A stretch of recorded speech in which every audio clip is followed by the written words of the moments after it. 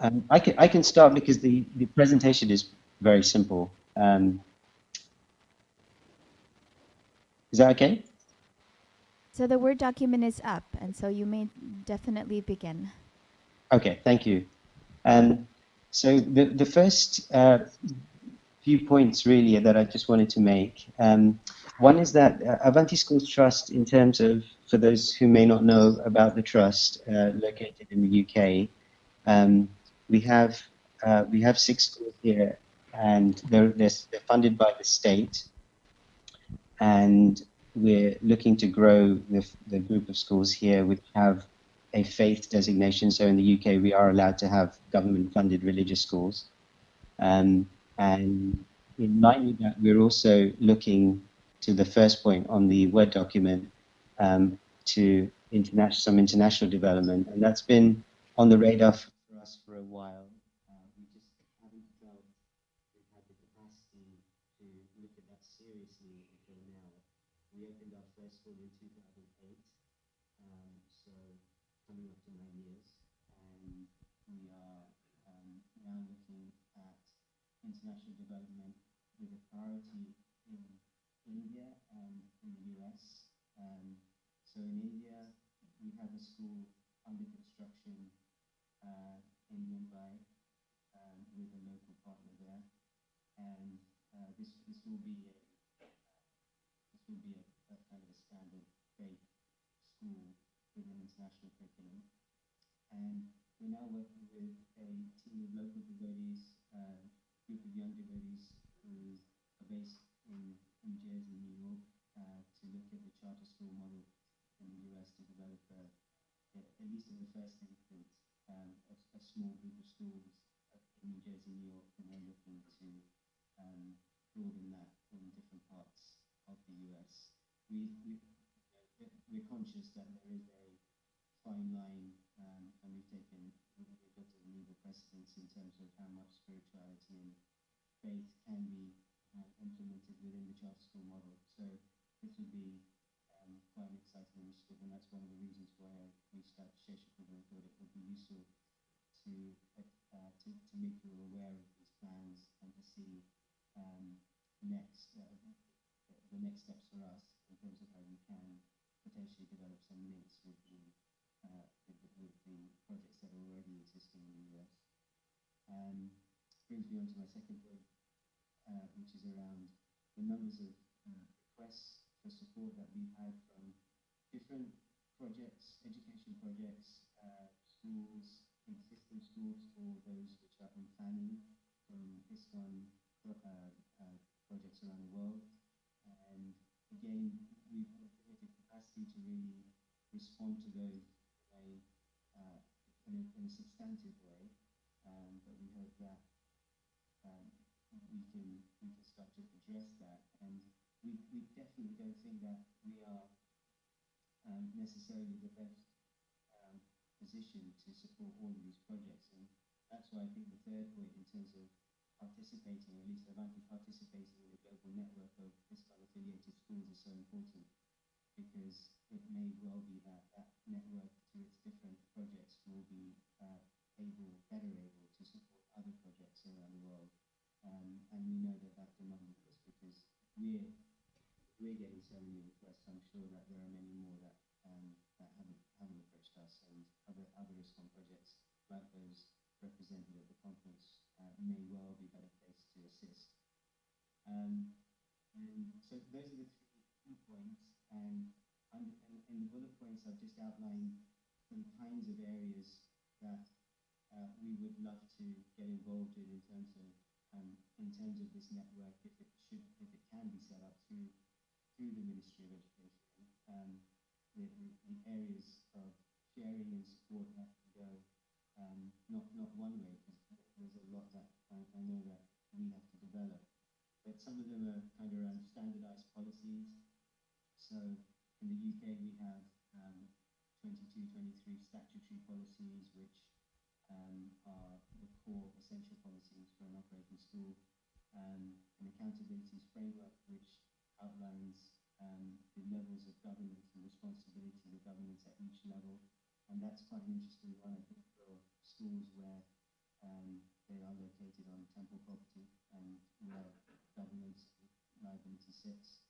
and an operating model which outlines how each school would be expected to run in terms of everything from pedagogy um, to kind of behavior management, etc. So there's something around standardized policies, which I think would be fantastic if we could create a pool of policies which would help new or current schools benefit from. Quality assurance in terms of, in terms of overseeing what's going on in the quality of education, and given that many of these projects are unable to fund that fully, it could be a light touch, possibly remote version of quality assurance, but at least some kind of basic baseline. Networks between peers, so possible buddy system between class teachers or heads of particular curriculum areas, and linking schools up for exchanges, online professional development and distance learning. A lot of things are happening online, and that's certainly something that I think would be valuable. Actually developed curriculum for certain areas, so we've developed a philosophy, religion and ethics curriculum from age 4.5 upwards to 18. The upper years we're still writing, but again, I'm sure there's a lot of stuff out there between the schools that we could work on together. And we're just about to actually start writing a curriculum for, in the UK, what we call PSMSC, so personal, social, moral, cultural. So for us, that would include things like yoga and meditation, and the kind of personal development side of things. So again, an important area. Templates for processes, so this kind of stuff, the boring stuff that sits behind education but necessary for its proper running. And perhaps developing even a set of expectations which the ministry can issue for any school wants to be ISKCON affiliated, to ensure that there is at least a basic standard which any school that carries an ISKCON badge does meet. So anyway, these bullet points are just some ideas. I'm sure there are others and better ones, but it was really to just open up the conversation, see if there's an appetite, or even possibly plans in place. If there are plans in place to develop such a network, we're extremely eager to participate in that and support it in whatever way we can from London at present, but as we develop the project in the US, then obviously from there as well.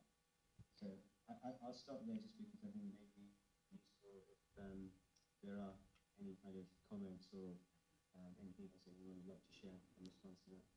So thank you, Naveen Krishna Prabhu, for being here with us. And I know that for a lot of our schools, you're kind of a role model. And you've done some great work. We have some comments here. We only have 4 minutes, so we'll take a few. For the rest of us who have comments, if you can also note it down, we can also communicate with him during the breakout sessions in the afternoon. And this is Sesha Prabhu. Hare Krishna, Naveen Krishna Prabhu. Thank you very much for coming on online to our conference here. It's almost prophetic, because in our breakout session yesterday we were talking about so many of the same points that you make there. So it indicates to me that Krishna is giving us some guidance here, some answers that can help strengthen already existing schools here in America and around the world. And as your schools develop here in the United States, that we can also work together with them. So thank you. That's all I wanted to say. Hare Krishna. There's a Mataji here that wanted to. Tapan Mishra Prabhu. Thank you, Naveen Krishna Prabhu. Wanted to ask you, does your trust charter allow you to share the intellectual property that you develop within the trust, say, be it curriculum, the policies, standards, with other schools if they were not to be associated with you legally? So is that permitted? Yes, Guru. So all of the things that I'm referring to here, all of the intellectual property that we have in terms of the documentation is our own, and we're very happy to share all of that. Well, thank you. That will be a wonderful value add for everyone. Thank you, Prabhu. Hare Krishna. Thank you so much, Naveen Krishna Prabhu. We'll move on to the next presentation, and we hope that you'll stick around for our breakout teams. And we've got some exciting things that we're doing, and we would love to have you be here with us, guiding us. And yeah, thank you for your presentation. Now I'll request Shubhra Mataji to please come up. She is the principal of Goswami Academy, as all of us know. And she is going to be giving a talk on education, our family duty. It's been really nice since Goswami Academy has been started about 3 years ago. We've felt a real bond every time she comes to Dallas or we come to Houston. We have such a bond, sister schools working together.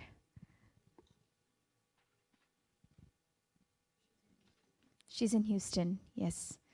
And she's actually was the principal of a pretty large school in California, and she took on this service.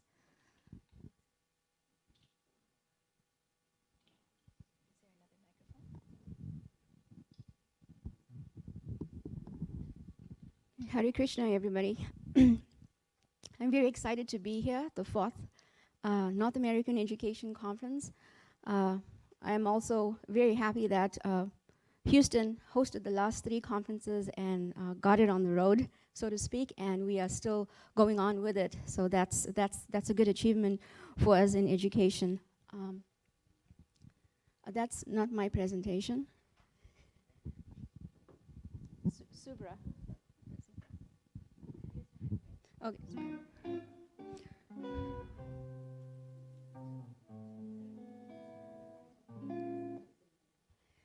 So I get 2 minutes added onto my 15 minutes, right? Anyway, this morning Maharaj was in his Bhagavatam class. He said that women speak more, and he said that we speak 5,000 words more than men. So I think my presentation is going to be 30 minutes long. But then again, he said ordinary women, so average women, okay. Okay, here we go. So the topic that I chose to present today is our family duty. And when we look at, Vaisheshika recently, many of you know, has coined book distribution as our family business. And so Ramgiri Dari Prabhu and I were talking after that book came out and dwelling on the topic of education.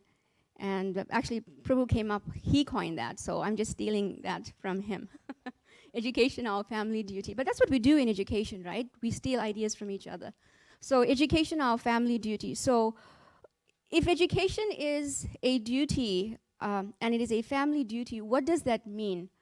So as you can see up on the slide, when we engage in duty, we do that, or we are supposed to do that, with love and with service. So when we look at education, our family duty, we are doing it as a duty, as a service for Srila Prabhupada's mission. And we do that service wholeheartedly, with dedication and commitment.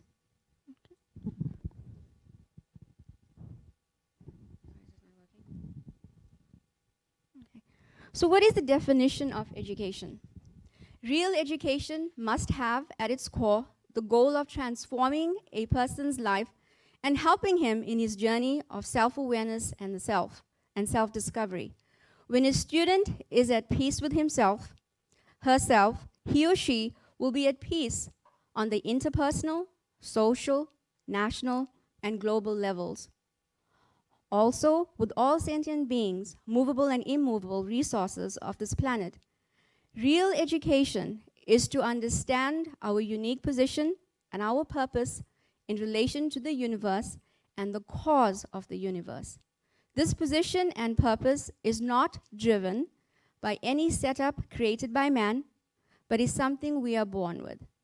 Like Srila Prabhupada says, real education is to awaken one's knowledge of the real self as a spirit soul in connection to God. So literacy and knowledge acquisition is important to survive and excel in this world, but they may have a starting and ending point. Real education, on the other hand, is eternal, bestowed upon us by great authorities and spiritual leaders, and leads us to our true purpose, and position.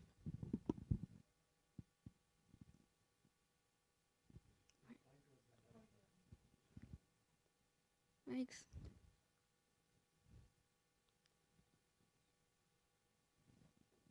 Does work? Take it. Can you click it?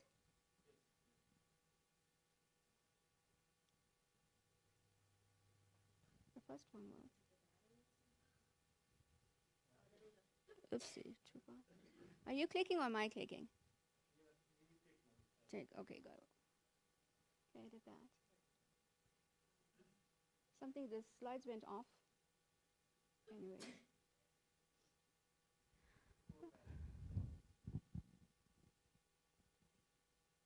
Okay, we'll just go here. So what I'm going to do in my presentation today is look at some points as how we go ahead and look at when we're talking about this family, who is this family? Are we talking just about an individual immediate family? But what I'm referring to when I talk about family, I'm talking about ISKCON as a family. So where education is not just any one individual person's responsibility, but it is a collective responsibility of all of us. And I think the slides went all off, so I'm just going to go all over the place. I selected one picture of Goswami Academy, and this was very near and dear to my heart because this was just after the Prabhupada ISKCON 50 celebration. And this is a picture that we had taken in the Guranga Hall in Houston. And it is pertinent because the older kids from grades 2 onwards, I had asked them, because we were like reflecting on where would these kids be in, when we're celebrating 100 years. And I asked the children to write a sentence or two and what they would like to be doing. So everybody from grade 2 onwards, they actually made a sort of a pledge that no matter where they are and what they're doing in the world, they will come back on that 100th anniversary and do something in service to Srila Prabhupada. And I surprised them when I said, but Mr. is not going to be there, maybe. Okay, so looking at Goswami Academy itself, we have grades. We start from pre-K 3 to kindergarten. That's one group. Then we have grades 1 to 3, and the next school year we're going to introduce grade 6. And our families are very diverse families. It's not just catering just to our Indian community, which is one of our goals and visions of the school. We have students not only from the Houston community. We have students that are coming from different states and different countries as well. We have students from Seattle. We have students from North Carolina, Chicago, the Houston community, Ohio, Brazil, and Mexico. Okay. When we talk about families and duty to families, we look at different considerations at different points. And one place where we start when we are building love and trust in a family, we start with building relationships. And when we look at building relationships, relationships go all around. It's all interconnected. So it's the relationships with students, with each other. It's the relationship with the teachers and the teachers, the relationships with the parents and the school, the relationships with the governing body and the school. And how do we build those relationships? It all starts with trust. So trust is very easy to lose with somebody, but it takes a long time to build, but you can lose it in a second. And when we're building those relationships, sometimes we think that when we build relationships, it just has to be all sweet. But true relationships is where you bring in conversations that are crucial, conversations that need to be brought on the carpet and talked about. And there we find where strong relationships come about with the students, with the parents, with your governing bodies, no matter what. And I think sometimes we kind of like forego that or sweep that under the carpet. And I think that is important if we want to build strong, lasting relationships. when you build relationships as well, Mars this morning, and he always talks about the six exchanges because next of instruction emphasizes that a lot, but then putting that into practice. In education, sometimes we just think like being a good administrator, being a good teacher is just about having a good curriculum. And we forget to look at the hidden curriculum of a school. And the hidden curriculum is a very important part that adds to the culture of a school. And in doing so, you train your teachers and you are reflective all the time about being intuitive. So, you might have a parent coming in or a child coming into the school that's, had some health issue or some emotional trauma going on, and then immediately when you just react to like, a homework is due or something, just look at the externals.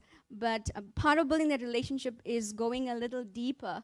And when you do that, you build that relationship, and then you start building trust and confidence, and then people start opening up to you, be it a student, or be it a parent, or be it another staff member. And then we get a strong team going. And it doesn't just happen overnight, it takes time. But when you become intuitive in doing that, you're well on your way to having a school with good founded culture, not just the academic excellence as well. And what else? Professional development is another thing, an ongoing thing for the success of a school. At Goswami Academy, we've started the professional development in year 1. Ramgiri Dari Prabhu is actually a consultant of the school. Sometimes I forget to mention that. But he is a consultant of the school, so he comes along with the team for professional development, and he's always a good consultant and advisor on an ongoing basis. Parent involvement, sometimes we complain that parents don't do anything, but if we don't involve them, how are they going to do anything? And then looking at the whole school structure in itself, we look at what are the strengths of the individuals, and then kind of pull those strengths together and look at what are people's interests and get them involved in that manner as well. And then parent resources is another important aspect as well. Parent resources for counseling, for child rearing, health resources. Sometimes we might see externally, we might find like, even within our devotee communities, we might see, devotees attending the temple, attending programs, festivals, doing service. But sometimes, again, that being intuitive is important because we have, even within our devotee communities, we have, families that are struggling, that need help and resources. And, being proactive and having those resources ready and available is also important. And then governing board training, I think that is important as well. Sometimes it's like, when you're running a school and then you get so caught up with management, and then the bigger picture of, being a good leader is being a visionary leader. So if all the training is in place, or ongoing training, it's not, one thing I learned is that you can be enthusiastic, but at the same time, you need to be patient. And then you can have expectations, but also it is, it's a process. It's not something that happens overnight. But the important thing is having, steps forward to moving in that direction.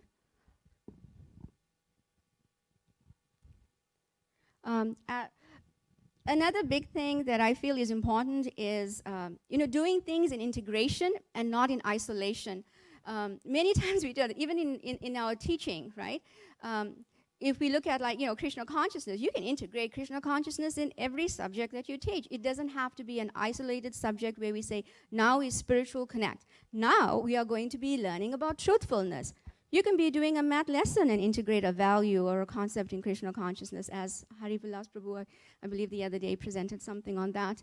So the reason you see this is I am not promoting Govindas and the new apartments at Houston, but how it's integrated in helping the school. So on the left, you see the apartments. That's the new apartment complex that belongs to the temple, which is going to open hopefully by the end of July. And we are going to have families that are also going to be moving in here that are going to be enrolling at the school. And then Govinda's restaurant is bringing in also a lot of customers, including different diverse cultures. And I talk about working together as a team because they also promote the school. We can have our brochures there, or we had our school open house, and we had it together with the open house of the restaurant. And I like that because we all have our services in different departments, but then at the same time, we don't neglect one area or one department, but we work together as a team in helping each other. I have a few minutes left. Okay, almost done. Okay, we were talking about, I believe, revolution. Sesha Prabhu was talking about this global revolution, and I think we need to bring that onto the table when we're looking at instructing our children. When we do instruction, how often do we ask the children, what are they interested in? Yeah, we have the big umbrella of the curriculum and what we need to teach in the standards, but for example, we have children that have talents and interests in different areas. We were talking about art, drama, science, math, and all those different things, music. So, sometimes like when we do an assignment or we assign some project to a student, I may have a student in the class that's an artist or a musician, and they could do their final project using, art and drama and music, and all children are not, just pencil and paper test takers. So looking at, because we look at who are our individual students, and so that's important when we're looking at in instruction.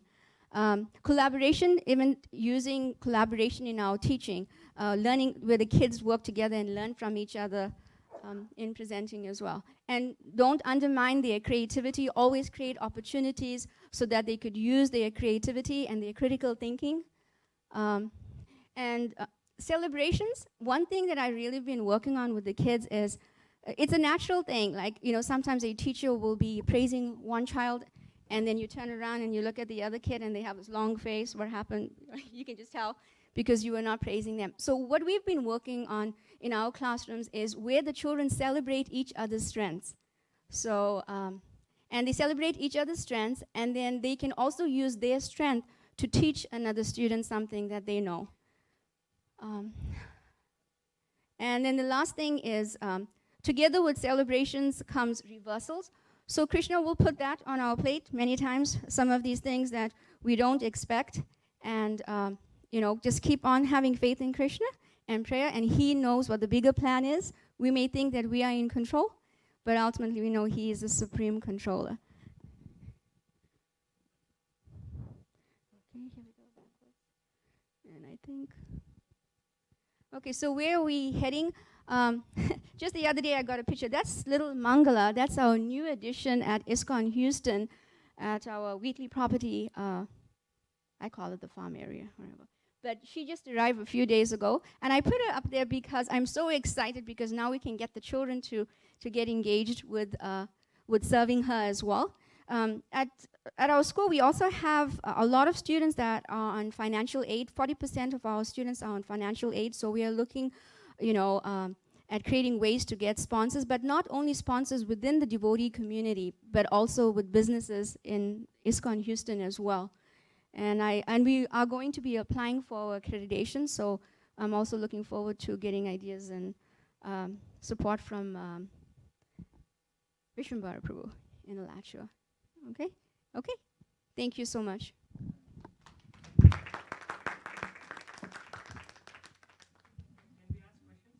We'll have, if you could please write those questions down, they're very important, and we'll discuss them in the afternoon. I wanted to just say thank you so much to Shri Mataji. To actually start a school is not an easy thing. We were lucky that we joined an existing school that was already set up, but to start one, to bring it where it's at, it's all glories to her service and her dedication.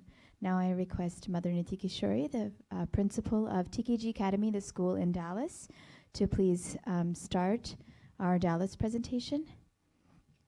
You have it, Nama Prabhu.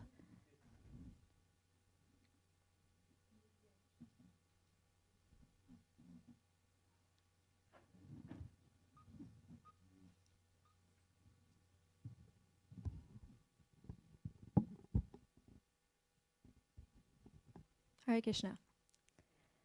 So today, to represent TKG Academy, we will walk you a little bit through the year that we just passed and the challenges that we passed along the way, a specific path that we took, and this overview or summary is of a little bit more of a personal nature. I won't be showing so much the statistics and numbers and things like that, more of how we experience it and lessons we've learned from that.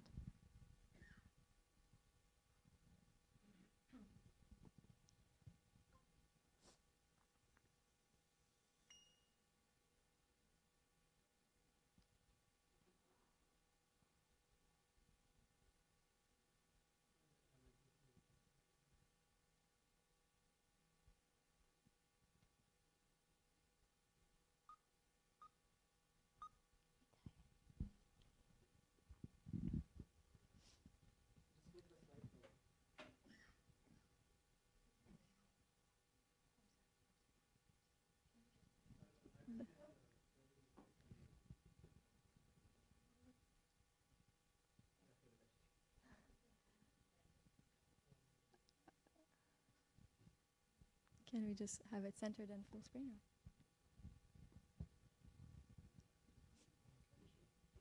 Yeah, on slideshow mode.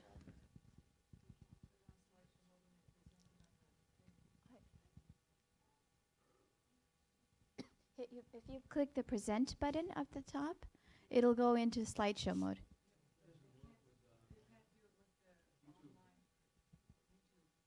Oh, really?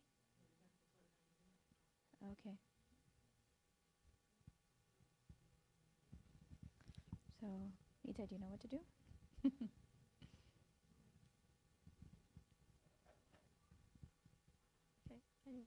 So does this mean it's broadcasting on Okay. YouTube as well, or it is?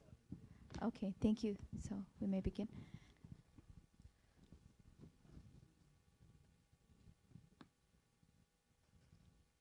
If Any you way could to get that just scooted center over? it, that would be Center good it a enough. little. And smaller. Thank you. All right, so I call this TKG Academy's Dozen Roses Bouquet, Challenges Faced and Lessons Learned. As soon as it's centered, then we can.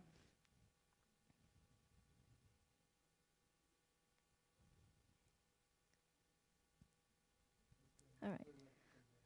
All right. Krishna has given us some roses this year.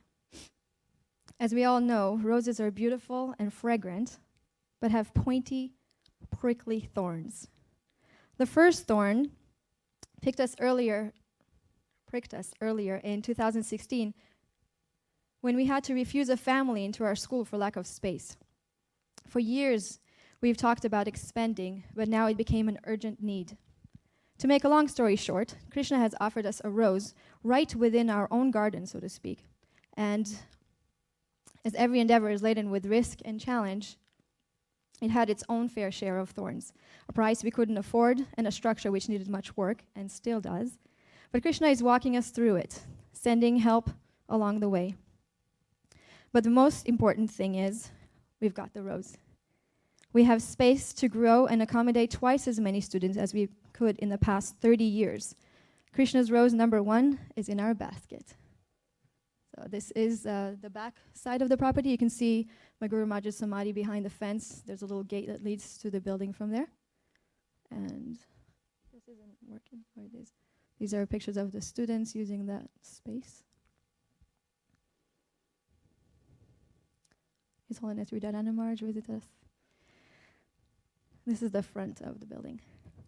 The next thorn felt a bit alarming when in the middle of July 2016, we found out that our to-be full-time teacher got her visa denied and was not going to make it. Then a friendly rose named Antarananda Prabhu came into our family. With him, he brought a light, caring mood. The children immediately grew fond of him and held him in high regard. Krishna doesn't take away without giving something in return. That's Krishna's rose number 2. Keep track of the numbers, I might test you. Sometimes you think you can pick up a rose and not be pricked. Then, unexpectedly, An unseen thorn pierces through your fingers. That's how it felt in October when one of our full-time teachers suddenly quit without notice, leaving us with a large gap. Krishna, what to do? Well, have you ever seen a flower come back to blossom after many years? A veteran, fragrant flower bloomed again in our garden, His Grace Rupanuga Prabhu. After settling into retirement, he got dragged back into the classroom. He accepted the humble mood of a devoted disciple, following the instructions of his master, who instructed him that emergency service must be taken. He kindly gave his time and turned out to be one of the students' favorite teacher. They enjoyed his anecdotes and caring demeanor. He set high expectations and was lovingly strict. He has been Krishna's rose number 3. A massive thorn then ripped through our hearts and left us permanently wounded when our dear student, Vikasini, lost both her parents and her home due to fire. This is Vikasini on the right. But what an extraordinary little flower this girl is, and how many loving, flower-like devotees have turned their faces towards her, lovingly embracing her and extending their sweetness in care for this budding little rose, who's determined to grow and fully blossom in the service of the Supreme Lord. Indeed, her parents are irreplaceable, yet now she has a community of parents, uncles, aunts, and well-wishers nurturing and tending to her. The gift of this child and the community, a village raising a child, is Krishna's rose number 4.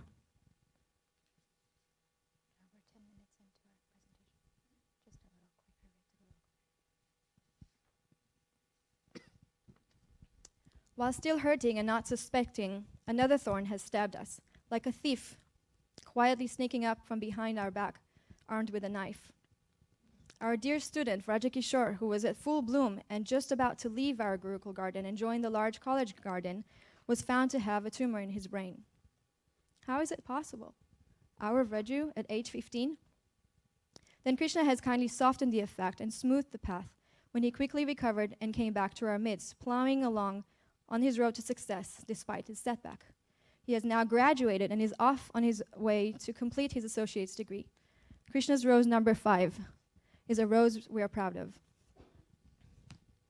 Earlier on, as we were still trying to pick ourselves up from that teacher's sudden departure, another most colorful and lively flower was added to our bouquet. Although she was previously engaged as our public speaking teacher, Krishna Priya now took on parts of the language arts instruction. Like a pleasant, though sweeping storm, full of inspirations, she's a whirlwind of ideas. Not sure why this isn't working. Somehow the picture's not. That's okay. Okay, that was a beautiful picture of Krishna Priya with her family. So she, but then a thorn has grown inside her too. And as it got bigger, it could no longer be ignored. Cancer. Can you believe it? Our youthful Krishna Priya with cancer? But she's a fighter, a graceful dancing fighter. And we pray that she continues to bloom and blossom along with us for many years to come. She's our Krishna's rose number 6. In the center of our bouquet, we have those who are firmly rooted, Mother Gopi Gita and Mother Rasakeli. It is on them that the whole arrangement is balanced and held together. It is they who directly care for our younger children on a daily basis. They are the mature flower in our garden who have grown their roots deep into the ground and withstood the onslaught of the rough weather through rain or shine, picking up any needed service, extending in all directions just to ensure our garden isn't overcome by weeds and continues to grow healthy and strong. Where are their thorns, you might ask? In the struggles thrown in their path, in working together and dealing with the parents, in negotiating and reconciling the various standards and expectations, in juggling multi-grade classrooms, or perhaps their thorns may be Krishna's defense mechanism to shield them from the familiarity of community parents. They are Krishna's roses number 7 and 8. Several other valuable roses have graced our garden this year. For example, 2 new math teachers whose thorns were not their own, but stemming from the transition to a new math curriculum. Although at the end it was accepted and as an enhancing flower to our academic goals, it was at first questioned and criticized for its apparent thorns due to its higher, more demanding level than the previous curriculum. The new math arrangement thus became our rose number 9 from Krishna. After years of being doubted by our congregation, who are mostly of Indian origin, we seem to now attract Indian families more than ever before. Of course, this spicy flavored rose with high expectations smell very sweet to us. Its thorns are mostly the immigration laws.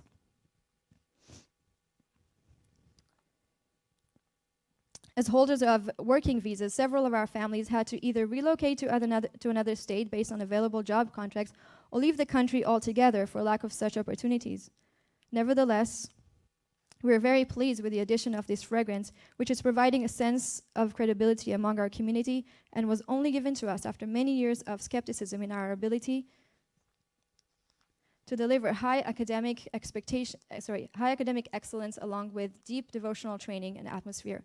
This rose number 10 was given to us by Krishna from his faraway birthplace.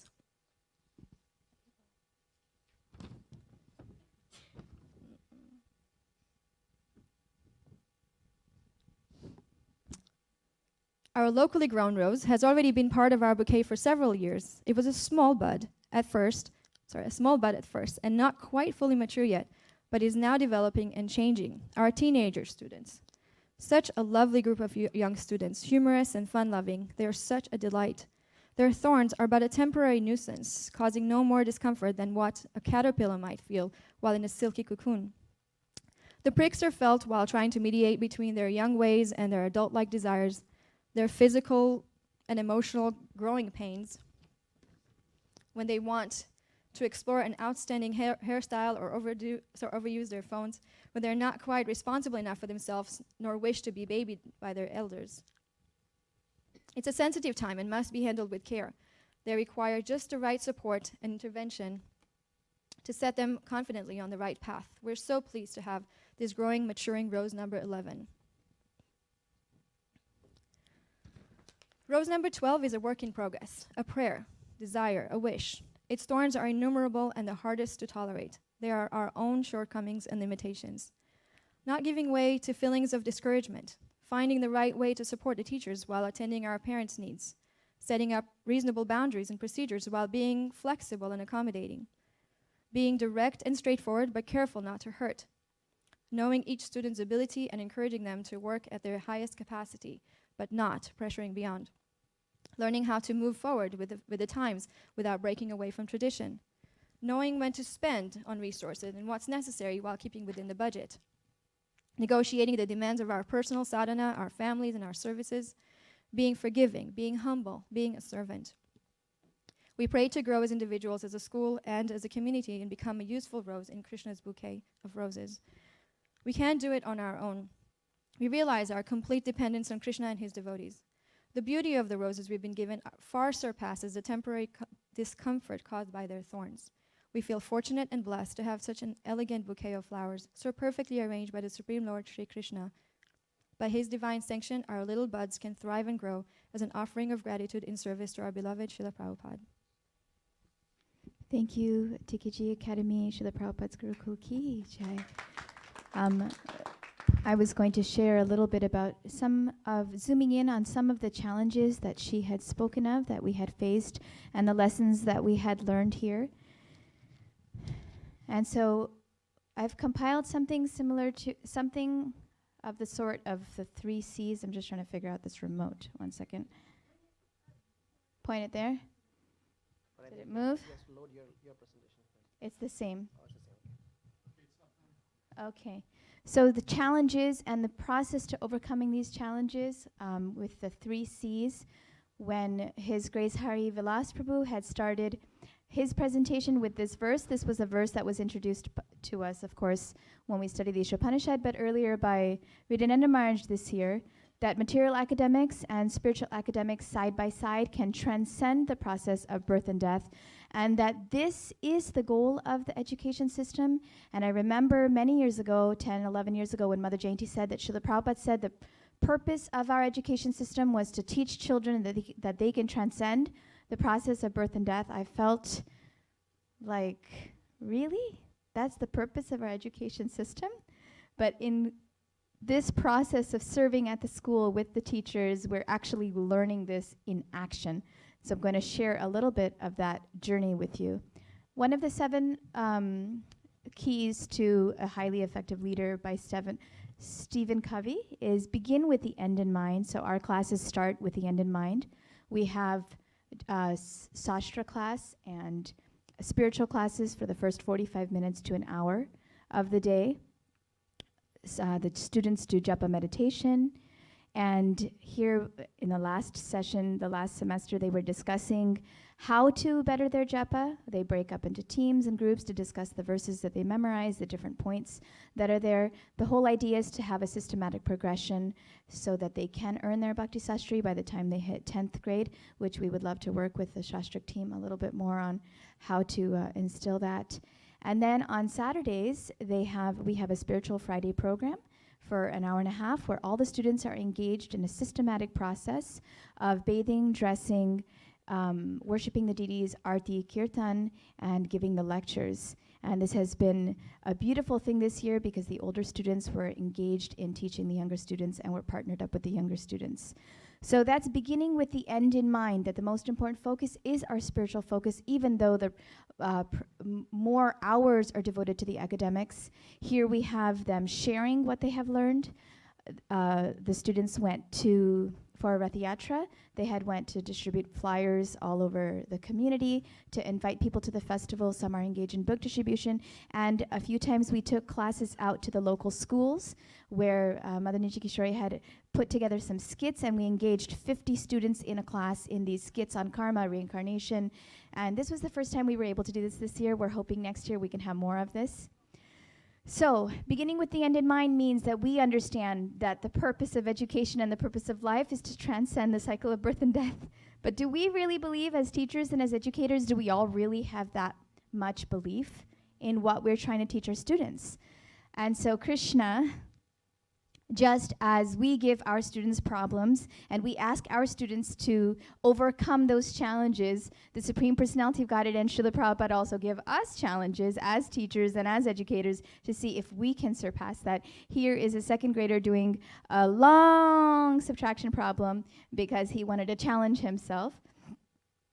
The first one was, of course, she touched on Vikasini's parents passing away. At 1 o'clock in the morning, we were all called to the temple. The house is right across the street from the temple, right in Kalachandji's front yard, and both parents were rushed to the emergency room. It was a shock for the entire community that right in our own home this would happen. It shook the faith of many of our community members and all of us. And when this happened, the week that the incredible pain that hit those of us that are attached to little Vikasini, and the entire community is very close, we had invited a therapist to the school to discuss with Vikasini and to work with the students on how to process through this pain, how to work through the therapy.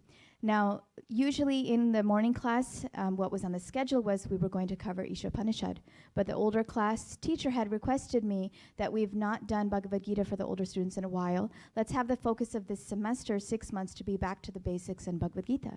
So I started again with my younger class, and she was working with the older class on Bhagavad Gita. All the kids were learning Bhagavad Gita. In the morning class, I was working with older kids on soul essays. At this time, they all were learning about the soul, the temporary nature of it, going back to Godhead by understanding Krishna's eternal nature, all of the principles of Bhagavad Gita. And I felt like Krishna was guiding that because he knew this was going to happen. When the therapist came into the room, she asked, I don't want to disturb your faith with your students. What do you believe? She was asking me, what do you believe happens at the end of the life?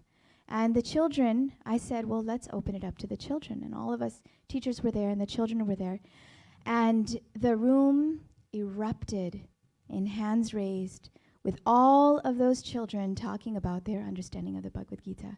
So I'll have little Priyatama come and tell us what he told with all of his friends to that therapist who was there. We told her about the reincarnation, that the body, it doesn't just you go to heaven or hell, that you actually you take world. And then we quoted some verses from the Bhagavad Gita. And which verses did you say? We quoted 15:15, and it's is sarvasya chaham hridisa nivista mata smritir jnanamapohanam cha vedaisya sarver ahameva vidya vedanta krid veda videva chaham. I am seated in everyone's heart, and from me come knowledge, forgetfulness. By all the Vedas I am to be known. Indeed, I am the compiler of Vedanta, and I am the knower of all the Vedas. Na jayate mriyate va kadachin maya bhutva bhavitavan bhuya ajo nitya shashvata yam purana ahanyate hanyamane sharire. For the soul there is neither birth nor death at any time. He has not come into being, does not come into being, and will not come into being. He's unborn, eternal, ever existing and primeval. He's not slain when the body is slain. Thank you. We can give him a round of applause. And like this, we had 25 students raising their hand. We go back to Krishna. Yes, Vikasini's parents are with Krishna. Vikasini ran with Priyatama to the other classroom to get the papers of all of the books, of all the verses they're learning. They're explaining to the therapist, this is what happens. The therapist is shocked. The teachers are shocked. We are literally living this idea, this concept that our students have to be able to be free from the cycle of birth and death. And it was emotional for the students and for the teachers, and the students are all in bliss and ecstasy discussing about Krishna and Krishna's plan 4 days after this has happened to this little girl. And then she, of course, went ahead, and her faith has been extremely strong. She wrote an article, an essay, where she wrote that the most painful thing that has happened to me is that I'm not able to go on the altar. That's the first line of that essay that she wrote, and she asked Jayapataka Maharaj for initiation. This young girl's faith and this young girl's confidence, so that was number one. Her confidence in Krishna, her relationship with Krishna, that's our first C. Avashya Rakshibe Krishna Vishvasha Palan. That was the first lesson that I had learned, and that we all as a community had learned. No matter what happens, we have confidence in Krishna. We continue to serve Krishna. So I understand I'm a little over time. I'll try and go quicker. The next C I'm going to discuss is when we were younger, my husband and I, we had both attended the Gurukul system, and also through many challenges in the Gurukul system, abuse and neglect, and so many different issues that we had both experienced, because of which many of our peers are not practicing Hare Krishna. So when we grew up, we decided, we really had made it the determination that we really wanted to raise our children in a proper way with a correct educational system, and this was the priority of our life. And we wanted to show academic strength with spiritual strength side by side and follow Radhika Raman Prabhu's footsteps. Of course, in that, there's ego and there's personal ambition. And so Krishna wanted to purify that with the tumor that was suddenly existing in my son Rajikishor's head.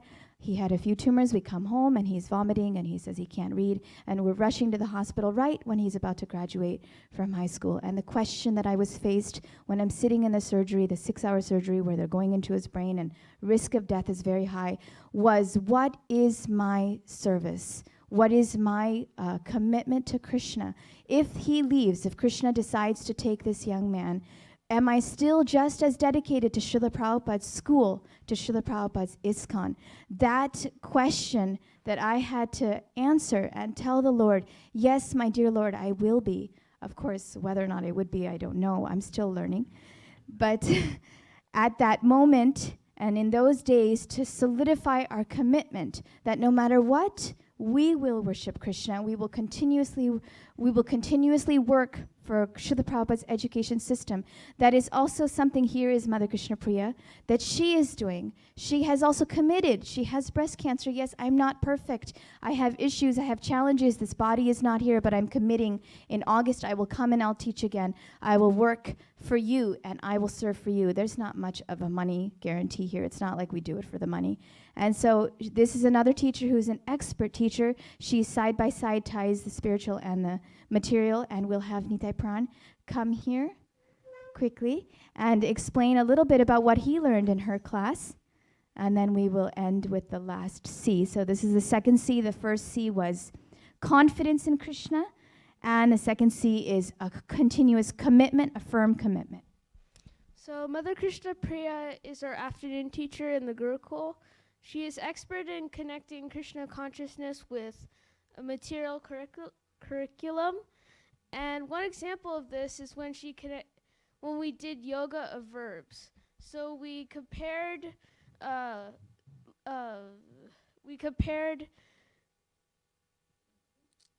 linking verbs and action verbs to Mayavadi philosophy and Bhakti Yoga. So linking verbs and Mayavadi philosophy is all about like just the state of being and connecting to God, but not really doing anything about it except meditating or And action verbs and Bhakti Yoga are connected because in Bhakti Yoga you're always preaching or like always doing something, and that's the same for action verbs. And that's it. Thank you. And then the last C, when you are struggled with challenges, when you're faced with challenges, the tendency is to withdraw, is to separate yourself from people. When parents come and attack you, or not attack, but express, my apologies, when they come and express, feels like an attack, express frustration about their darling children and what's happening with their children, it can be very emotional. And when it happens, you want to withdraw. As a manager, you want to just stand back, take some space, and not know how to deal with it. And so commitment. The trick as administrators is to push past that and go and create a deeper relationship, as Shubha Mataji was saying so nicely. And these relationships means going beyond your comfort zone.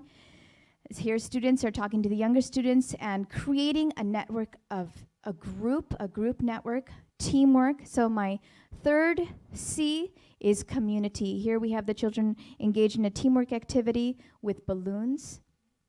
And here we have our teacher community. And happiness is working together. Sankirtan, which Hanumat Preshak Swami tells us every year is the goal of our education system, is working together, pushing yourself out of your boundaries and going and connecting with your parents, with your teachers, even if you don't feel like it. And so community here, I don't know why it says Anya Abhilashita Shunyam. That's supposed to go with the commitment. And if you do these 3 C's, number 1, does anybody remember? Confidence in Krishna. He will protect us. He will take us through. Number 2, commitment. No matter what happens, my Lord, I am yours. I'm here to serve you and Srila Prabhupada's educational movement. And number 3, community, working together with each other no matter what. Then those who surrender to Krishna can easily cross beyond it. And every single step, just the way the kids show us, is a dance.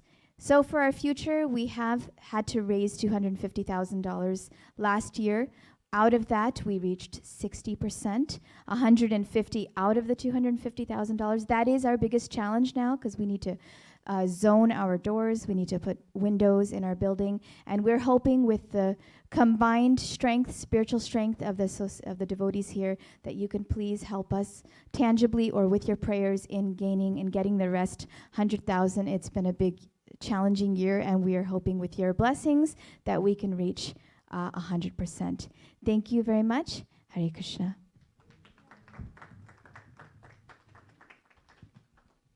All right, and the next speaker will be Mother Ananda Vrindavan. She's coming from her presentation up on the screen. She's coming from ISV in San Jose, I believe. ISKCON of Silicon Valley. And she heads up the Sunday school there and the children's activities there.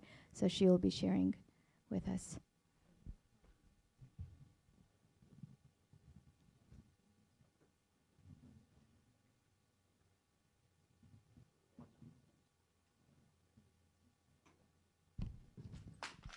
Yeah, that's okay. No, expect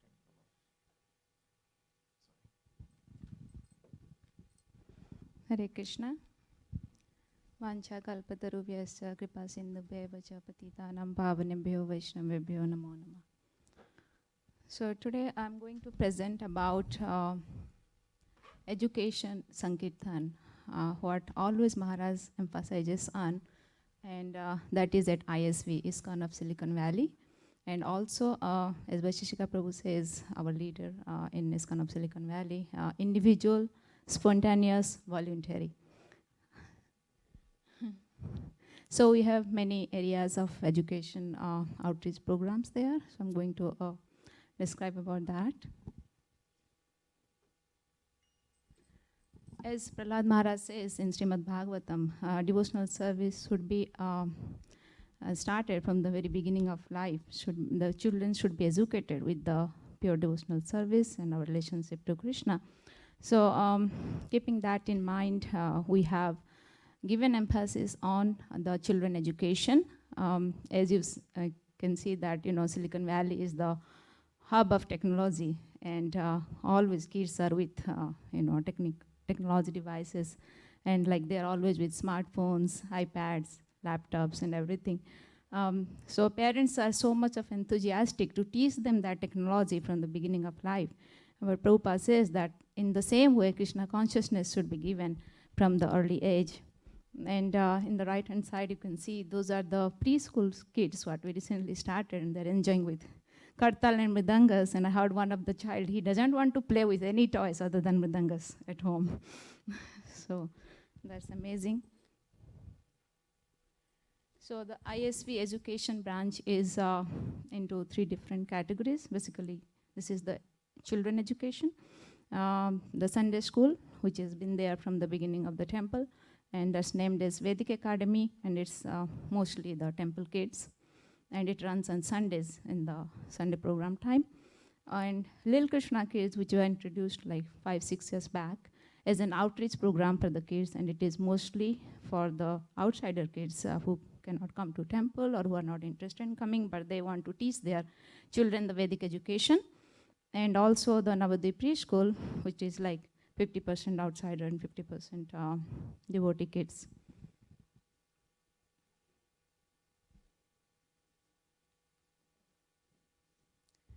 So the Vedic Academy Sunday School, they are of 3 to 15 years of age, the kids in 4 different groups.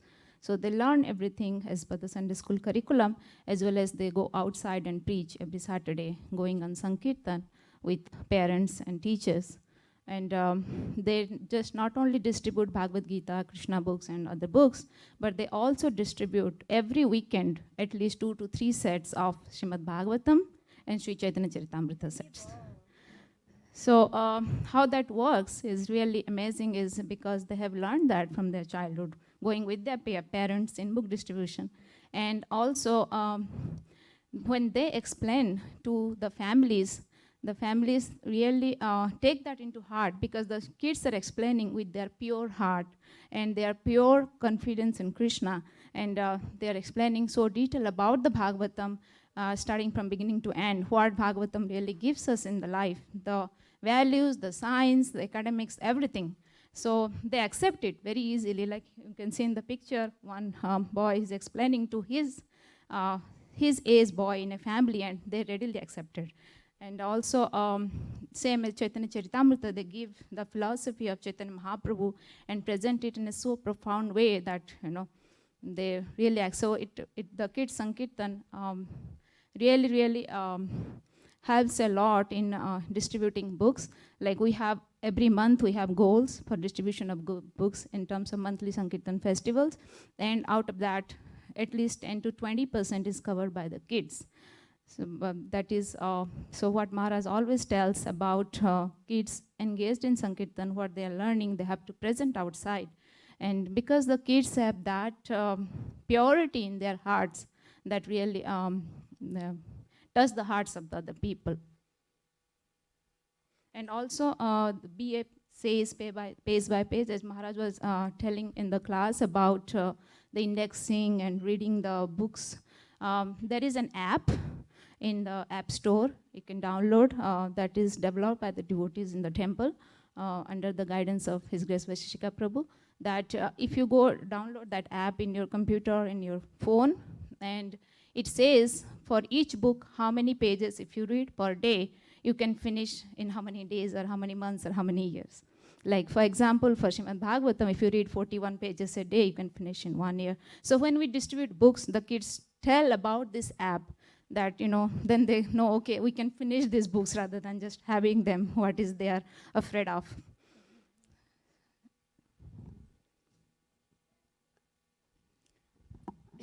So our second program, the Lil Krishna Kids program, which is an outreach for kids.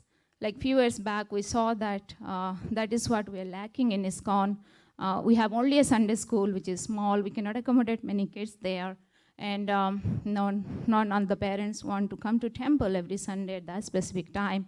So under the guidance of His Holiness Hanumat Peshak Maharaj, we started this outreach program in different cities of area, because many cities are far from the temple, and people also live in different places. So this happens in Saturday, Sunday, and Friday evenings in different locations, in different cities. And they learn everything, like starting from Shastra to music, dance, drama, all in a package, art and craft. And there are many, like, and in last 6 years, I would say at least thousands of kids are benefited from that, and at least 500 families. And also, they attend the summer camp, like what happens in the temple in summer, and how do they do the Sankirtan, because they are the outsider kids mostly, and the parents are not that much, in a way to allow them to go for book distribution. So we do that in a different way. The Sankirtan is they perform in different festivals organized by the Indian organizations, like Diwali festival or the Holi festival, as well as the different cities have their cultural festivals. So in those cities events they perform, as well as we have an annual event which is called Lil Krishna Fest. So that we do again in different cities in different years, so that different city people can know about it. And they perform dance, drama, music, philosophy, everything in that. And that's how they do the Sankirtan.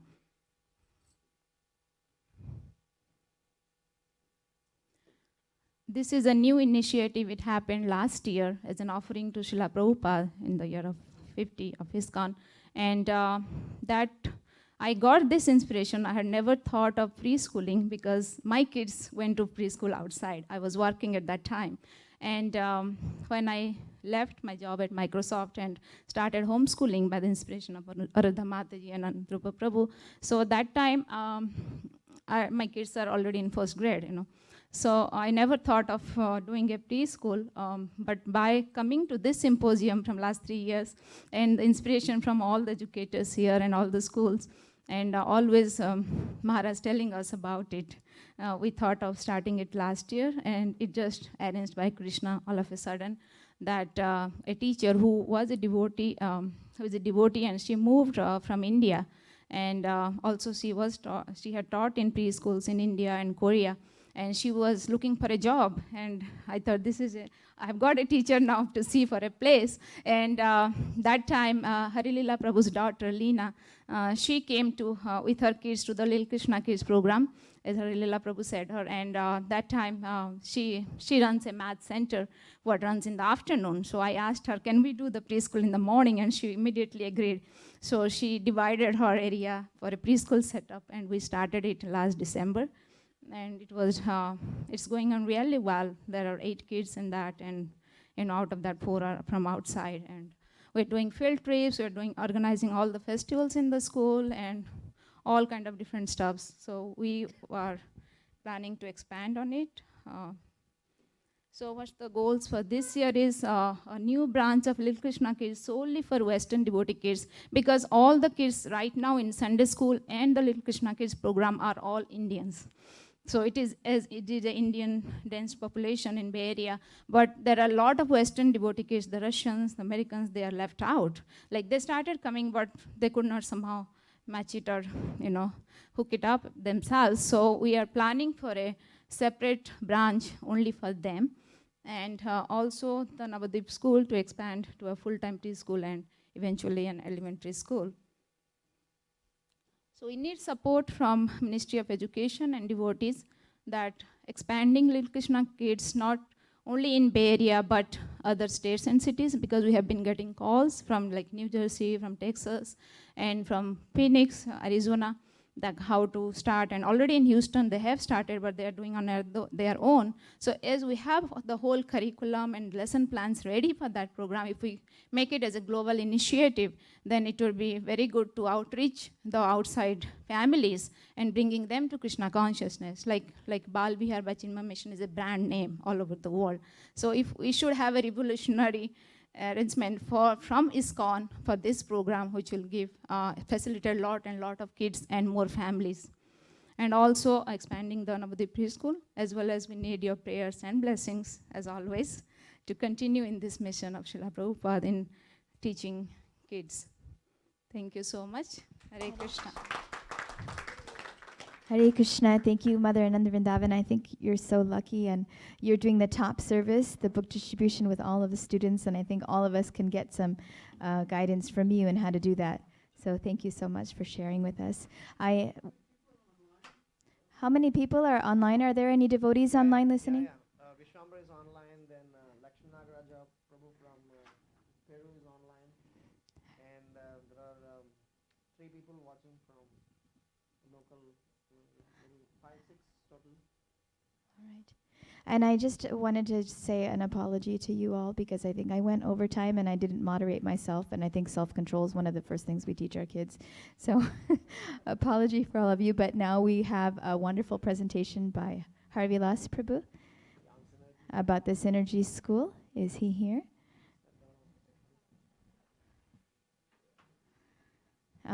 Anybody have any? Oh, there he is. He's going to be discussing about the Synergy School.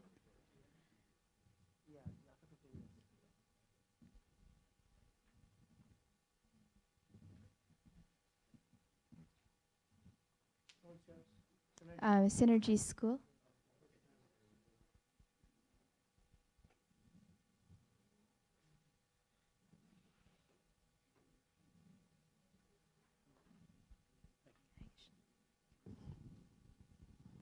Hare Krishna. We have a PowerPoint presentation.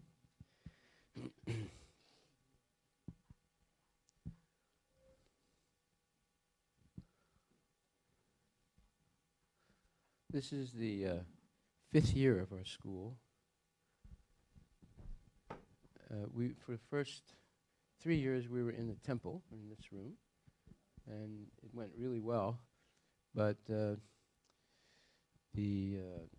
city of Sammamish informed us that we could not continue the school in this building. So in a 2-week period, we had to move out. And miraculously, we were able to buy the building that you saw yesterday in that 2-week period. And we moved everything out to there. We prefer to have, actually we prefer being in the temple. It's much more conducive for everyone. But we had to follow the rules.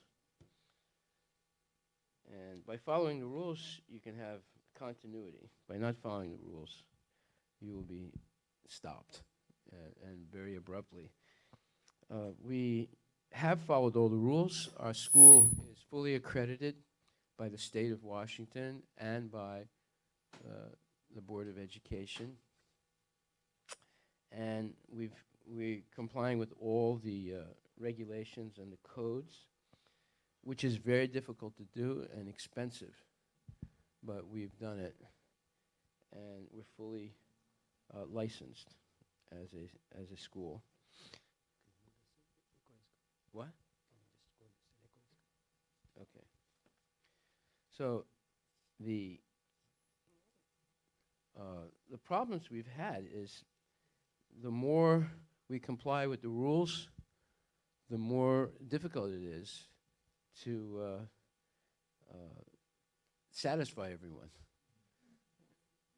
Well, one of the problems is, you know, we have to charge people to come to the school, and it costs up to $1,200 a month.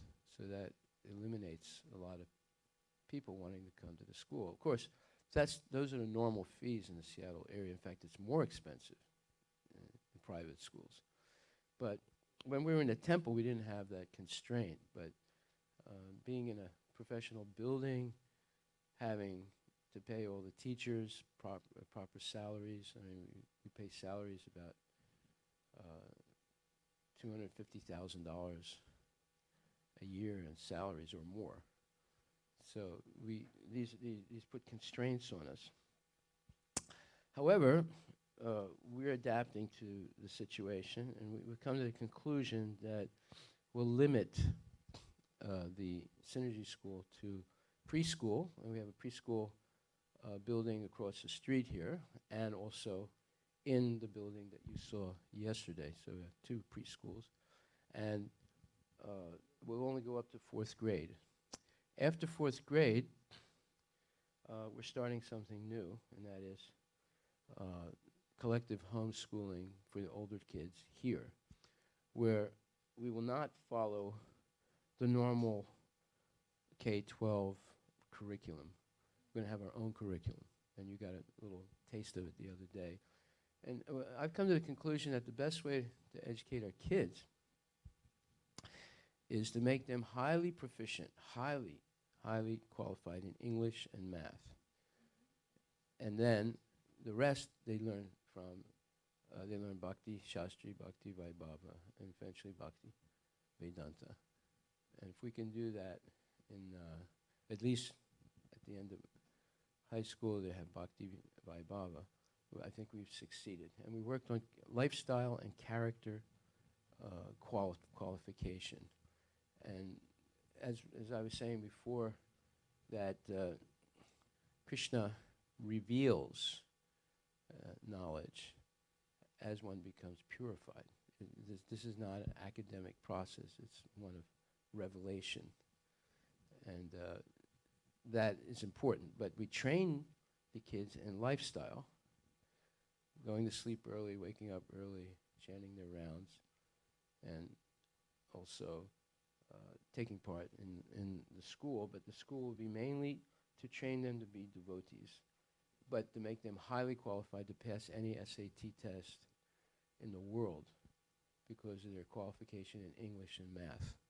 I myself am an English teacher, and we have a math teacher also. And I realized that most of what they learn in high school and middle school is a waste of time.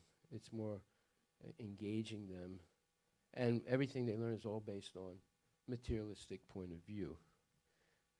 Therefore, it's a disservice to them to subject them to such an atmosphere. Now, the people that we have the hardest time convincing of this is our devotees. They're the most recalcitrant as far as accepting this point of view, right? Outside people, we understand because they have no connection to Prabhupada. But our devotees are the most resistant to this idea that they should have a spiritual education. What they don't understand is that by specifically training them in math and English, they will be able to pass any test that they receive. And because English is all about comprehension, and most kids have trouble with comprehension.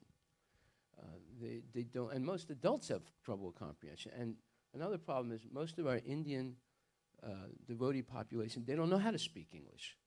They speak English, but they don't understand the language and all the intricacies and subtleties of the English language. So it's important that their kids be trained, not by the materialists, but by us, and especially reading Prabhupada's books, to master the English language, and above all, master comprehension, context, contextual understanding of the use of the words and the meanings, and to be able to express that eloquently by speaking as well as writing. Once they learn that, they can pass any test. And of course, they need to be trained in math. We already have courses here, extracurricular courses in Vedic mathematics. That's been going on for about 5 years. And that helps them conceptualize the relationships between numbers. But to get specific training on how to pass math tests, it just requires a lot of practice. And that's what we will train them to do. Okay, so welcome to Synergy Learning Academy, a holistic education for every child. Next one. Our mission statement is to provide an education that endows the child with academic, moral, and cultural qualifications for success. Success, what is success, as has already been presented by others here? Success is going back to Godhead. That's what success is all about. And by the way, we also have a new thing now. It's called our Immortality Institute, where we actually teach people life expansion as well as how to attain immortality, but not by being frozen in liquid nitrogen or by having a Japanese robot made in your image and downloading your brain in it. Those are all silly ways of achieving immortality. But you can attain immortality by following Nectar of Devotion, which is a scientific text, how to raise a consciousness to enter the spiritual world or the fourth and fifth dimension. We can talk about that later. So our goals are holistic education, nurturing the mind, body, and soul by developing intellectual competence, ethical intelligence, and a compassionate nature in relationships. And they put in non-sectarian. Well, there's a difference between secular and non-sectarian. Secular means that you completely factor out God. Non-sectarian means that you give the children a eclectic, let's say, choice, or not choice, but an eclectic presentation of Krishna consciousness in other religions and cultures. And then they develop a more broad understanding. Now, is there a Krishna consciousness in other religions and cultures? Yes, there is. And to be able to recognize it makes you a much more civilized person and a much more smarter preacher. Like one time I was asked to give the keynote speech at a Jain program. Why they asked me, I don't know. But so I studied a little bit of Jainism, and then I spoke basically about Rishabhadeva. After I spoke, everyone came up to me and said, "We didn't know you were a Jain. You're one of us." I said, "Well, yes. Yes, you accept Rishabhadeva as your first Tirthankar." Actually, it's not true, but we won't get into that. But I said everything I could say positive about Jainism without violating truthfulness and without violating Krishna consciousness. There are connections between Jainism and Krishna consciousness. So being able to recognize Krishna consciousness in Islam, in Christianity, in Jainism, in Sikhism, and so forth, is what I consider non-sectarian. To adapt creative teaching methods that kindle the curiosity of students and make them academically competent. And the holistic approach, next one. This is sort of neutered presentation. The holistic approach, body, mind, and soul balance. Next. Everyday morning assembly, they chant, the kids come in, they chant slokas from various sources, Ishopanishad, Bhagavad Gita, etc., and recite the translation in English. And they also recite, I want to say thank you, it's a song, And once a week, there's values presentation. I usually make that presentation to the kids. And to recognize random acts of kindness. They read notes dropped by students throughout the week. So the idea is we want to support what the parents want, and that is to make their, to mold their kid to be a good kid, having not only moral, upstanding qualities, but Krishna conscious qualities. Now that is a challenge because, one, some of our teachers are not devotees. Why is that? Because very few devotees have the qualification, academic qualification, to be a teacher. And we're trying to push our devotees to get those qualifications. And there's many levels of qualification. But to be a primary school teacher, it requires a college degree and specific training. So, and if we don't have those type of teachers, we cannot be certified by the Board of Education in the state of Washington. This is the enigmatic or the catch-22 situation that we're in if we want to have a completely legal school. So we have to hire some teachers that are not devotees. They're also expensive. And then we have other teachers who are devotees, and two of them are sitting right here, who are able to, who have degrees, lower degrees in specific type of teaching, like Montessori teaching and so forth. And the classes that they're in are the most successful, or the classes that they conduct are the most successful as far as the happiness of the kids, happiness of the parents, and so forth. When we get into a little bit into the older kids who have the outside teachers, it's harder to please the parents and to please the kids because the teachers themselves do not follow a Krishna conscious lifestyle. Okay, how many more minutes? Okay. Okay, so you get the idea. I mean, the rest of it is basically like this. So we're not going to go through all of it. What we're going to do now is limit our school to 4th grade. After 4th grade, we're going to educate the older kids here, as I explained, in Krishna consciousness and in high quality math and English excellence. And of course, maybe an extra foreign language like French or Spanish well, Sanskrit, we have classes in Sanskrit. We have other classes here in the temple of Sanskrit, Hindi, Telugu, right? Yeah. Okay, so that's about it. Thank you very much, and Hare Krishna.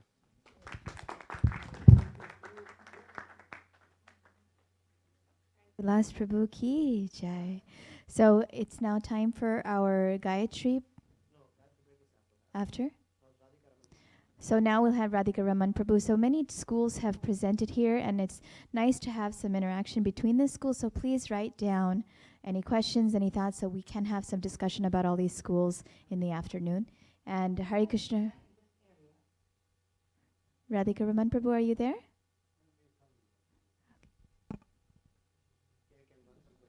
So we have, if you have any questions for any of the schools that are presented, we have a few minutes here. Well, one question. Yes, Prabhuji.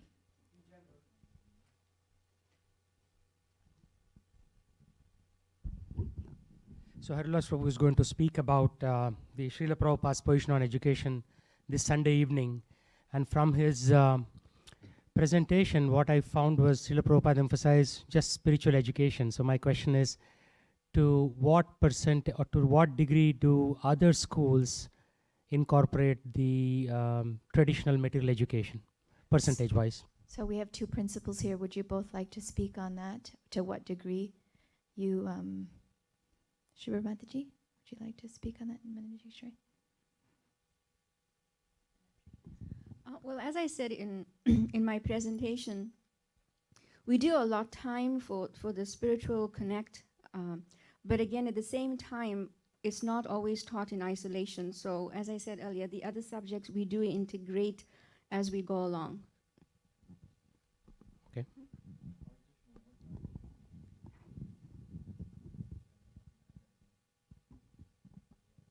Your questions about the academic aspect of the material education aspect. material.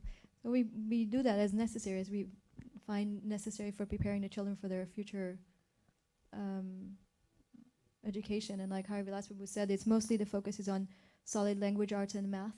We do provide some social studies and sciences as well, but the focus is to give them a solid math and language arts, and the other subject is more for, you know, just general knowledge, and also in that showing the Vedic perspective.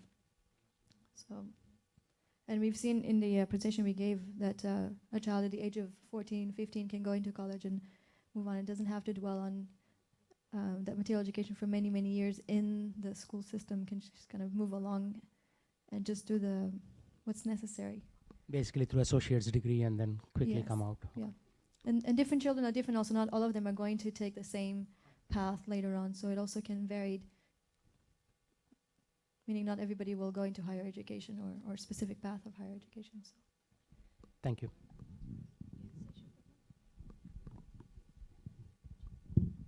Just in that relation, Srila Prabhupada did say different things. He said at one point, a little math and writing, he said like that, indicating that there is some need for material education, if you call it that. He also said that the students, our children, shouldn't appear to be a fool.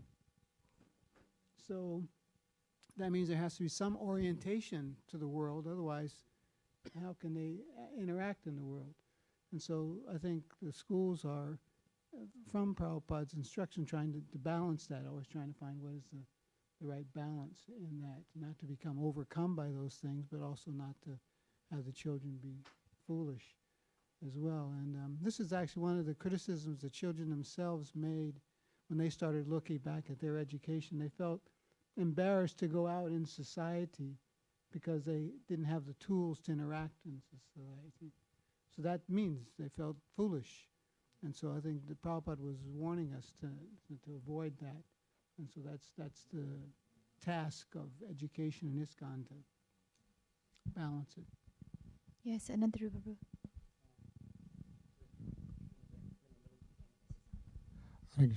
I want to give a live example.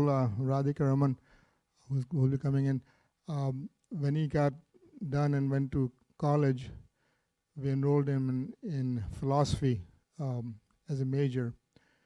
And two things. One, the philosophy professors, one of them, very high thinking, he said, he called him once and said, Radhika, Ravi was his name, you're the only one in my class who I feel understands what I'm talking about. Wow. Anyway, and then this went on for about 2 years. And then one day he was walking in the hallways and this professor shows up. My name is so-and-so, and I'm the head of the mathematics department. And he said, I would invite you to come and enroll for a second major in mathematics. And Radhika said, well, you know, I've just done basic math and, you know, at home. And he said, and the professor, he said, rest be assured, because you've been recommended by the philosophy department that at the top end, philosophy and mathematics, they merge together. So there's someone who can understand mathematics at a high level is you. And he gave him a scholarship to come to maths department and do a second major in mathematics. So it's not that bad. Haribo, thank you. Radhika Raman Prabhu. Hare Krishna.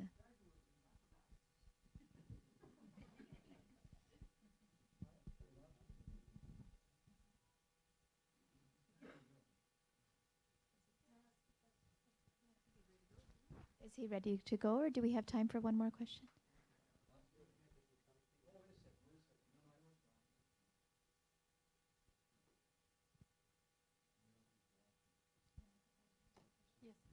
I just wanted to. Start meeting. Share better. You are the only participant in the conference.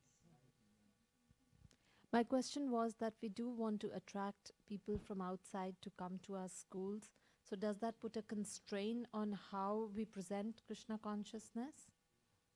Is it that that you feel that you have to be very secular, or in some aspects secular, like just talk about Paramatma and not Krishna as a person? Does that happen sometimes, or is that a constraint by the government? Because some of the areas they have to be secular. So how does that work with your schools? If you're a charter school sponsored by the government, then you cannot speak about Krishna directly in your school. That's my understanding. But if you're a private school, just like there's other religious schools, we can have a private religious school in that sense. And as such, we can speak very directly and openly about Krishna. And as far as attracting people from the outside, Can you hear me, Mike? should we complete that? The way we do it is we stand for what we are. We're very open and straightforward about this is a Hare Krishna school. And if somebody's interested in that, then by all means they're very welcome to join us, and we're happy to share Krishna consciousness with them. And if when people walk in, sometimes I ask them, why did you come here? Do you know, making sure that they know what they get themselves into before they say, oh yeah, I went to school because it's small teacher to student ratio or something like that. They need to understand that we're teaching children to chant Hare Krishna, to understand Krishna's Supreme Personality of Godhead, that we follow a very specific, philosophy and scripture and practices, that the children will have to participate in that. If they're okay with that, we're happy to have them. If that's not what they're looking for, it's too much for them or something, then we may recommend that they participate on another level in our community, but we just make it very clear. And we've had many students come outside of our devotee community who just like what we do and the values and character and everything else that comes with it. Thank you, Radhika Raman Prabhu. You may begin. Hare Krishna, please accept my humble obeisances. My respectful obeisances to His Holiness Hanumat Veshika Swami.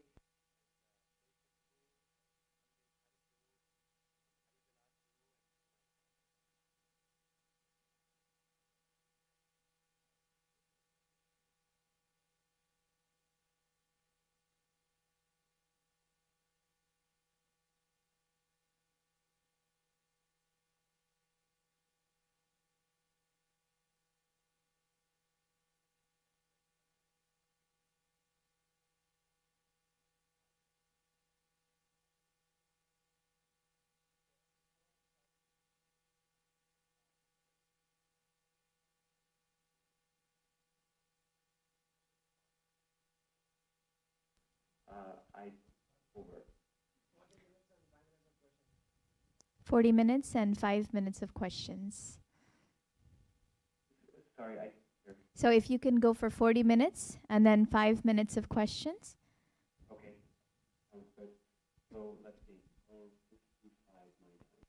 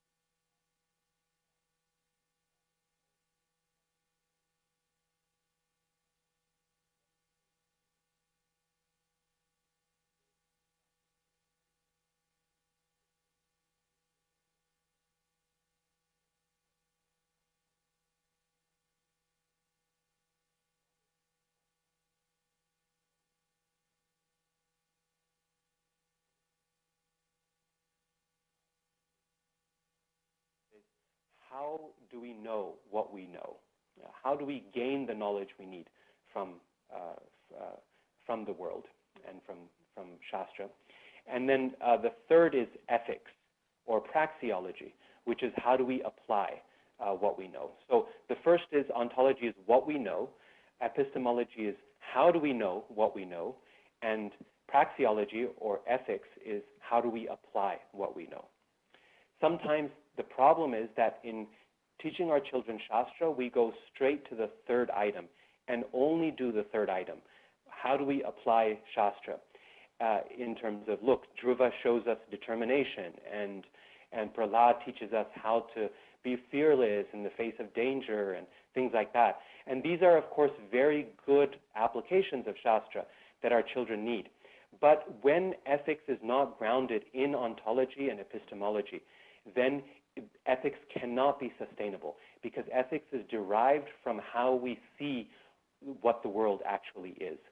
A practical example, if we consider that if we take the ontological position that the spirit soul is present in anything that is living, whether it be human beings or animals, then ahimsa, or nonviolence, becomes a natural result of that. And rejection of meat eating becomes a natural result of that.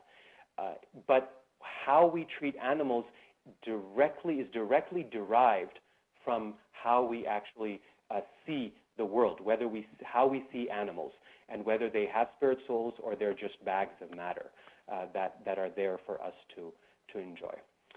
So teaching Shastra across the curriculum, that is, engaging students with the difficult questions of, well, the claims that the Bhagavata makes about the world are different from the claims that we hear in the realm of academics or science or so on, or sometimes they overlap, but how do those two things go together?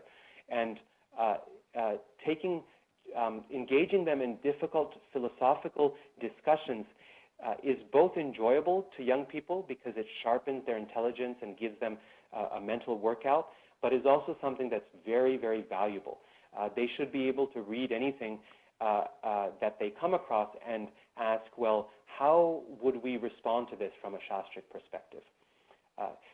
Again, this is not necessarily confrontational. Sometimes we look at it and from a Shastric perspective, and we find very nice Shastric basis for what's being explained through science or through history or whatever, but other times not, right? So whatever the case, giving them the eyes of Shastra, by teaching them Shastra across the curriculum in various subjects, whether it be science or history or so on, and not just relegating Shastra to one school period as a values, moral training sort of thing. And then the final thing is having school teachers aware of current intellectual debates and engaging the children with them. Sometimes, those aren't easy, and we don't have the answers to every type of challenge or debate or question that comes up. But that's okay. It's better to engage and be imperfect rather than to try to keep those away and present some kind of an artificial perfectionism. So having teachers that are aware of the current intellectual debates is crucial. And this is where I think we can transition into higher education and Shastric education because this is one of the gifts of higher education to Shastric study, I think, which is where it intersects with with secondary education, because teachers, essentially, if they're engaged in Shastric study, then they can bring these concepts, challenges, ideas to the students they teach and mentor. So really quickly, and this is the final slide here, Shastric study in terms of the scriptures themselves, understanding what it is the Shastra is saying, is the first step. And we need to know the Shastric perspective in depth. But what makes our Shastric knowledge even stronger is when we can engage with contemporary social realities and contemporary intellectual challenges. Because this is what makes our own faith strong as we meet those social realities and try to apply Shastra to them. It is also what allows us to teach Shastra and preach to others. So in terms of social realities, in the past decade of university teaching, there are two things that I find my students are most concerned about. When we teach about any religion, then there's two measures that they use to judge, to assess whether that religion is something viable, whether it's respectable, whether it's something even they might want to practice. And those two things have to do with how does this religious tradition treat the environment, but more importantly, what tools does it give us to meet the environmental challenges that our world faces today? And secondly, how does this religion treat women, and what tools does it give us to provide women with a respectable and empowering place within that tradition?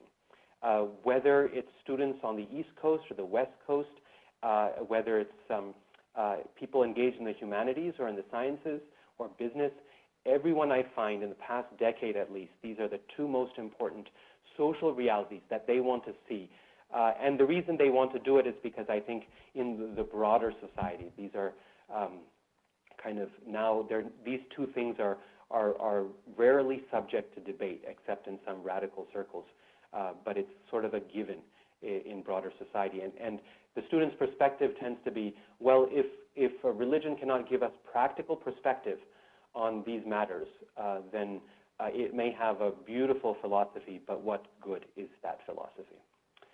The second thing is more confrontational. It's the intellectual challenges that face us when we engage with the academic world.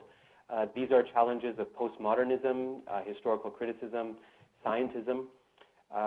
We don't have the time to go into each one of these. That would be a whole different discussion that would be worthwhile, but not exactly relevant, I guess, to this presentation.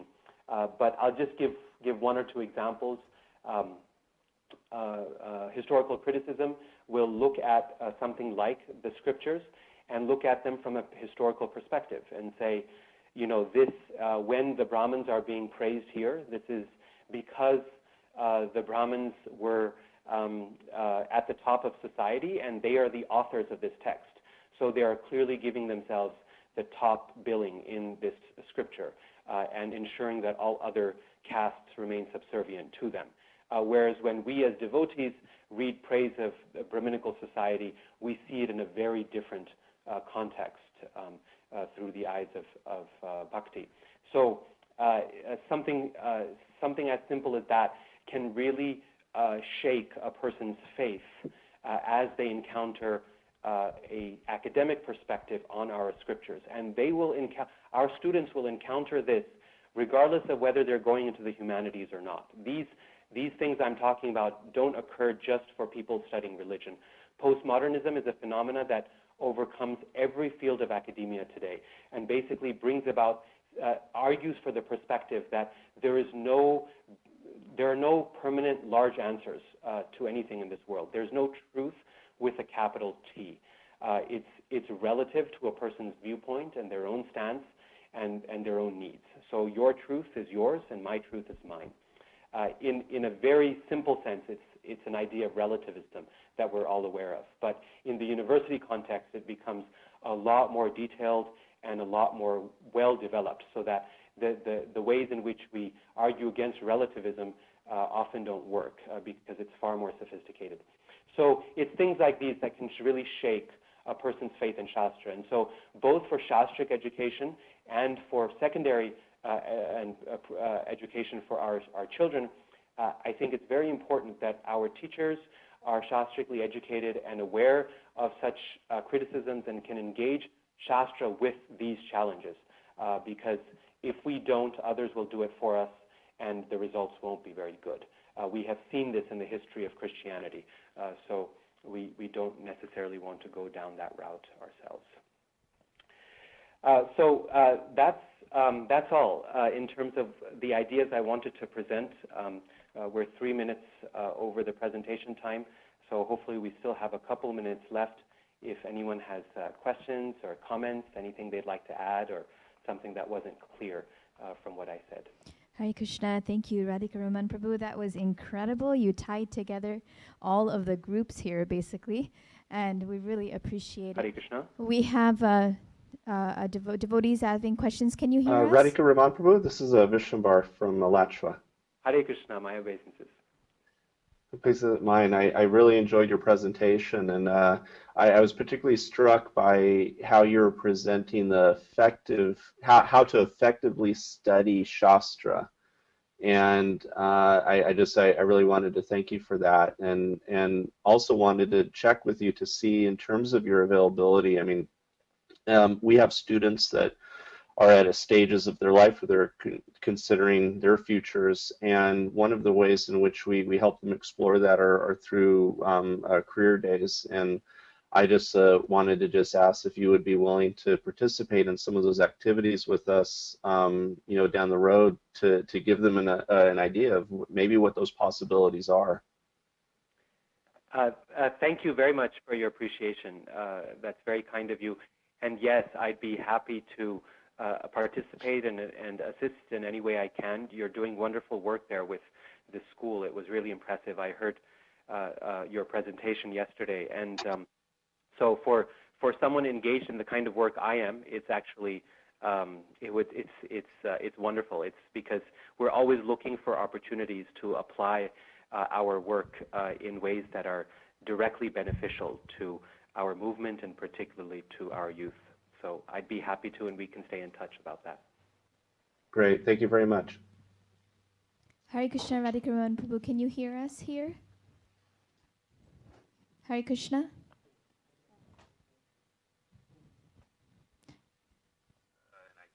Unmuted. Oh, he has muted it.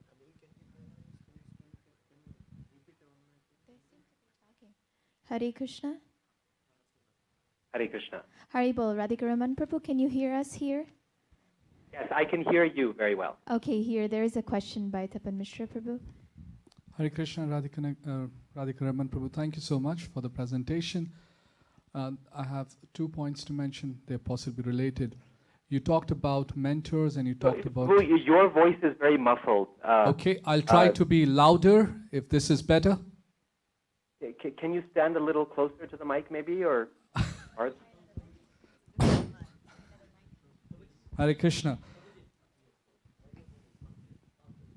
Okay, so Prabhu, the 2 questions or 2 points actually. You talked about the mentors, devotees who can mentor high school students, and you talked about universities where there is association. I think it's worth noting that if such a database was to be prepared, mentors as well as universities which are conducive for devotees, would you have something with you that you can provide to the ministry or to the devotees who are gathered here? Sorry, I can't understand what you're saying. The devotee who said, "Come here," I could hear his voice very clearly. Maybe you can go to that place. Hare Krishna, can you hear yes. now? Your voice is very clear now. Okay, thank you, Prabhu. I was just mentioning you had raised 2 very good points about mentors who can help high school students, and you also talked about universities which may be conducive for devotee children to attend. Would you by any chance have some sort of a contact list or database of mentors and universities that could be archived with the Ministry of Education or other devotees here for the students that graduate from their schools or otherwise? Yes, actually, this is one of the great needs, and I put that on there with the hope that this is something that can be developed. We don't really have any kind of database like this. I know of people, and those people know of other people. I think if the Ministry of Education could provide some kind of a platform, say a web form or a page or something, or even an email address that people could email to, or some contact, then I could encourage devotees and colleagues I know to submit their names onto that web form and start getting a list going, and they would know others because I don't know everyone who's out there. There's many people in different countries also. So it's something that needs to be done, and I would be happy to help facilitate that in whatever way I can. That's very kind of you, Prabhu, and I'm personally quite happy to also, be of any service or servant to you in doing so along with my wife. So we'll be in touch offline and do this for Ministry of Education. And Okay. Thank you, Prabhu. What was your name again, Prabhu? My name is Hare Krishna? Tapan Mishra Das. Okay, thank you so much, Prabhu. Hare Krishna, Radhikruman Prabhu, thank you so much for the presentation, and I know for many of our schools will definitely be in touch. Yes? Oh,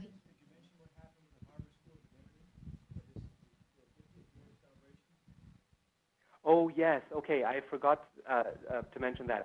Actually, one of the real kind of fruits of this kind of academic work that's been happening for the past decade, visible fruits, was a conference celebrating ISKCON's 50 years that happened at Harvard's Center for the Study of World Religions, one of the most respected world religions departments in the country, in the world, actually.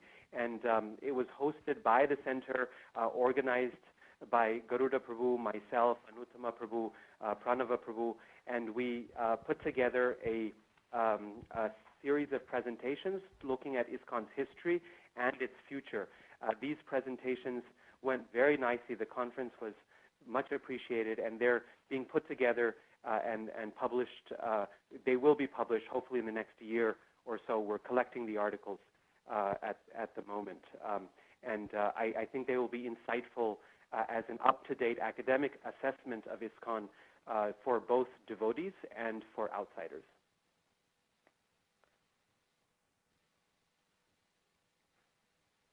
but can we all just say Hari? Well, we're going to break for Gayatri now. We're out of time. Thank you, though, Prabhu. So let's all say Hari Bol. Thank you, Radhikaran Prabhu.